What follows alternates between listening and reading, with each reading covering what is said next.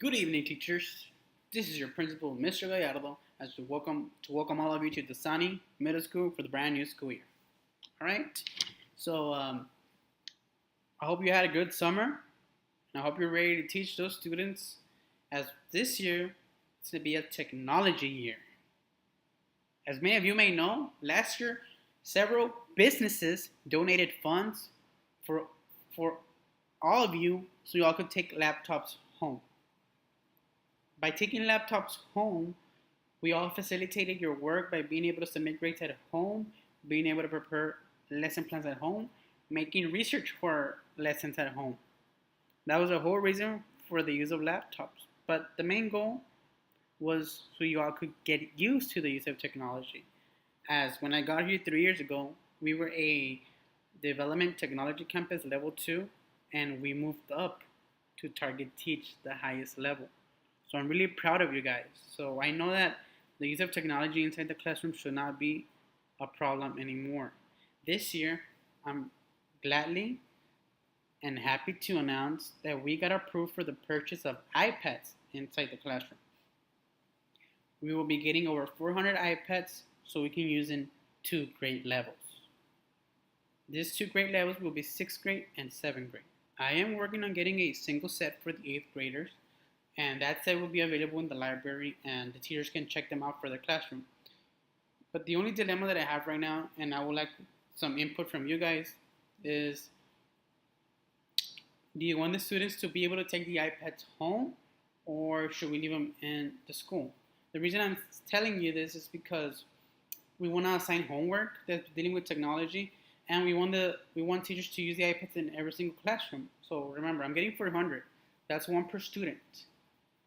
So I want the student to be able to take the iPad to every single class, and they will be able to use them in all of their classes, not just one. So that's still something that I'm working out with the superintendent and the curriculum and instruction committee. So I'll let you guys know about that. All right. So last year I was able to identify the technology savvy teachers. Those teachers will be mentors this year. They will be technology mentors, and the teachers who need help of how to implement them inside the classroom, I will be assigning the savvy teachers as mentors, right? So they can give suggestions, they can give you resources. Remember, they're not going to tell you what to do or how to do it. That's up to you and up to your teaching practices, all right? They'll just give you suggestions, resources, and any help that you have with the technology. I will also post a professional development schedule, right? I'm expecting every single teacher to complete at least 12 hours of technology training.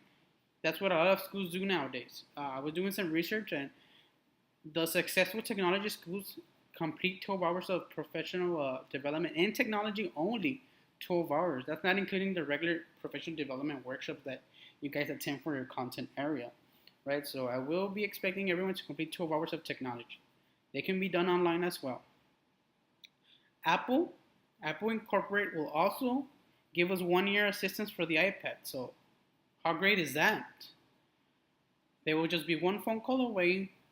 They told us it's going to be a specific line for education. You will not call the regular customer service because you will be on hold. It's going to be a special line designed for schools only, and it's a minimum wait time, maybe just 1 minute, and they'll be able to help you with any questions or if the iPad crashes or anything like that.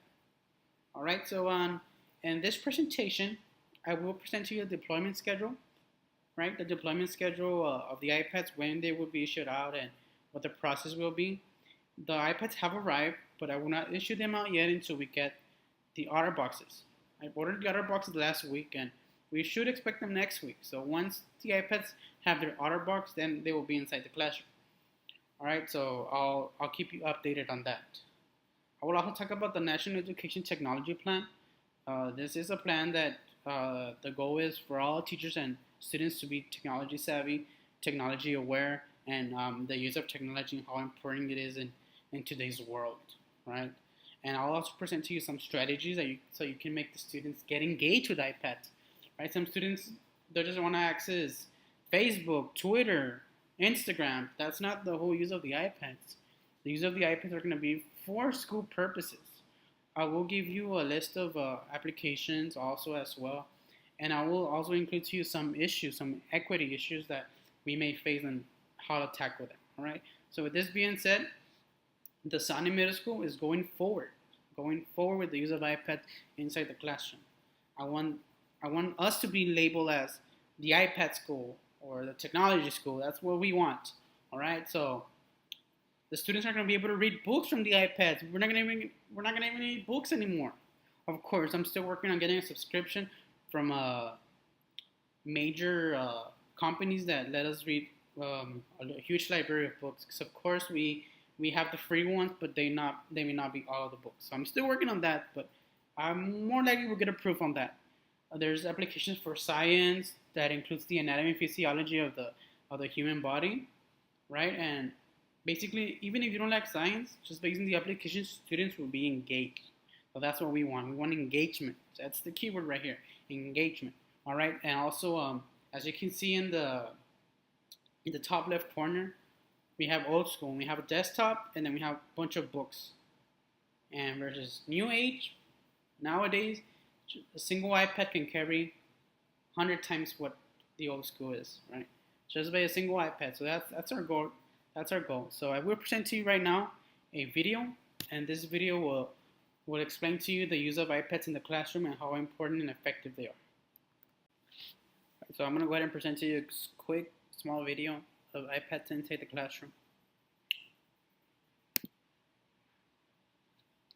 Go ahead and watch this video. Today we live in a world where technology is everywhere. It's basically at your fingertips. Everywhere you go, you're that much closer to the answer.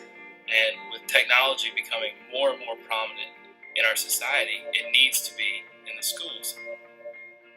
Being able to use the iPad while teaching really helps me keep the kids up to date with what's going on in the world and how they're using technology on a daily basis, because everywhere we go, there's technology, and they have it right here at their fingertips.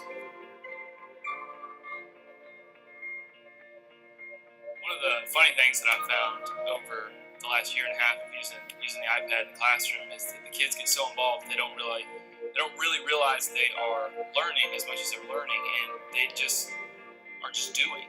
And because everything is such an easy process, they're not stopped by, there's no roadblocks for them, and so they'll immediately get involved in something way further than you would have thought they would, and they don't realize they're not only learning, but they're kind of enjoying doing it as well.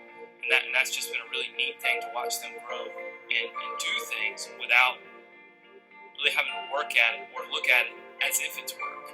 Because I think that changes their perception. When they believe they have to do something, or they don't understand why they need to do something, their tendency to want to do it is much lower. And with the iPads, they tend to just take right to them, and whatever it is we're doing with them, they just run with it. One of my favorite things to do in the morning is to put a QR code up on the smartboard. And when the students come in, they know immediately to go get an iPad, to pick it up, open up the QR scanner, and scan it. And the QR code is basically a quick response. It's a quick way to get information. And instead of me putting the sentence on the board and the kids come to the card and copy, they can immediately pick up an iPad and scan it, and it will tell them what I want them to do. And I think that's been one of the more rewarding or one of the neater things about the iPad in the classroom is how limitless it is. All right, next word, screen.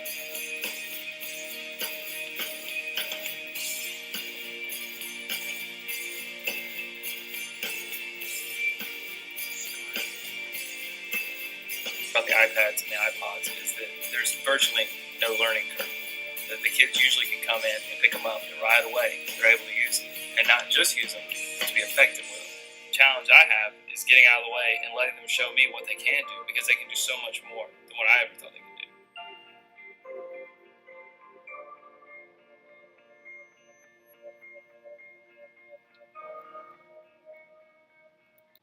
Great video that we just witnessed, guys, and that is the goal here at the Sani Middle School. We want every single teacher to get to what this man did. Even though it's a first grade class, we can see how he uses technology effectively and every day.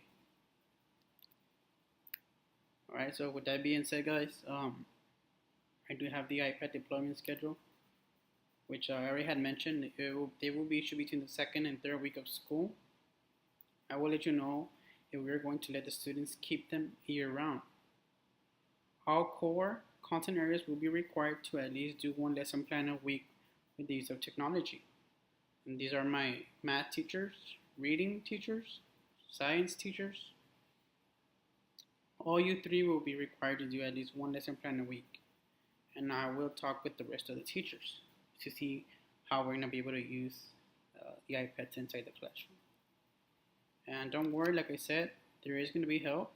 Professional development trainings will be available between the first. They will be available the first and the last week of every month. And we're talking about every day. I'm going to bring trainers Monday through Friday after school. So you choose your trainings. I don't care if there's only one teacher there. There's no minimum teacher required. The trainer will be there. They will be getting paid. So I suggest you guys take advantage. It will be requiring 12 hours of credit minimum by the end of the year. If not, there will be documentation. This is coming from the superintendent. It's not my plan. Professional development will focus on a rigorous CIP campus improvement plan. The training will focus on increasing teacher productivity, building capacity to integrate technology effectively into content areas, and of course, it will include follow-up, facilitating implementation. So, even though we went to the development, we're going to do follow-ups, or are we doing what we learned, what we talked about at the development? That is the whole purpose. And of course, one of the main reasons out there is the professional development workshops will be ongoing. One of the issues that we have with a lot of schools is that they just do the workshop and that's it. Everybody forgets about it. It's to talk of the week. That week is gone and no more. Everybody back to your regular direct teaching. So no, that's not going to be the problem here. The issue, workshop will be ongoing and we will be doing follow-ups as well. Okay, the National Technology Education Plan. Right now, we will focus on preparing and connecting. Right, so we want to prepare our teachers. We want to prepare our students with the use of iPads, and we want to be able to everybody to be able to connect to the internet because we've been having issues that have been brought up to me. Will all the classes be able to be online at the same time? All these issues that have been brought up to my table, and I'm trying my best to tackle them all one by one, and so we can have a successful technology year. Okay, so the equity issues that we may have will be internet connectivity. I think on campus we might not come across any trouble as per connecting. Maybe with speed we might, but my problem and concern here is the students. Will the students be able to connect to the internet at home? Also, another issue that we may have is schools don't have the necessary network capacity to handle multiple online devices at once. As I had mentioned, we still don't know if we're going to be able to handle so many iPads online at the same time. But once the iPads get here, we're going to run some tests. And if more bandwidth is needed, then we will contact districts so they can contact state and we can get the funding that is required. So some of the strategies that we may have or that we are going to have will be the business offering their support. We have several businesses aligned that work with us for years that are going to offer Wi-Fi at their restaurants and coffee shops for students to visit after school and on the weekends. So if they don't have Wi-Fi at home, these businesses are open until 10:30 at night. Some even later on, and students can go in and finish their work if it requires connectivity to the internet. All right, another strategy that I would like to implement would be for the teachers to at least assign homework that has to do with technology. But this is about ongoing homework, means 2 to 3 times a week we want to see students being assigned homework that has to do with the iPad, even if it's something minimum. But I want to see the iPad being used. So that will be another strategy. Will help the students get acquainted with the device, get to know the device more than just to access social sites or play games, right? And of course, the strategy I'm going to try to contact district and state to receive their full support for us to be able to connect to the internet without any problems and things of that nature.